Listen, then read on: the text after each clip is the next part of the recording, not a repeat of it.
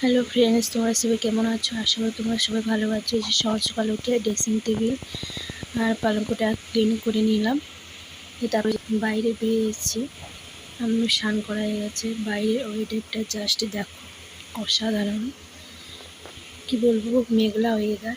এই যে আমার ছেলে তলায় ঘুমোচ্ছে, তলায় ঘুমোতে খুব ভালোবাসে। এই যে ভাত তোমার রান্না হয়ে গেছে, ছেলের জন্য সিদ্ধ জল করেছি লাউ খড়া পিঁপে আলু দিয়ে। এই যে আজকের মেনু হবে টক ডাল আর পিঁপে আলু সোয়াবিন দিয়ে একটা রেসিপি হবে, যে তোমাদের সঙ্গে আবার রাত্রিবেলা শেয়ার করছি কি রান্না করছি না করছি। এই যে ভাত চাপিয়ে দিয়েছি। আজকে হাট ছিল, আমার শ্বশুরবাসায় মাছ নিয়ে এসেছিলো, মাছ ভাজছি। এক পাশে আমার ছেলের জন্য ডাল বসিয়েছি।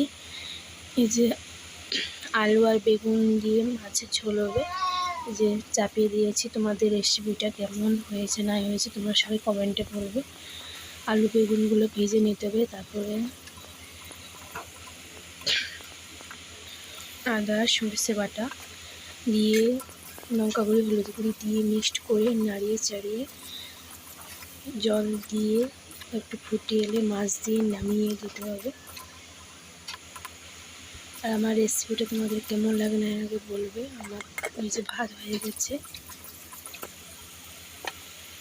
আজকে যতটা পেরেছি তোমাদের সাথে শেয়ার করছি।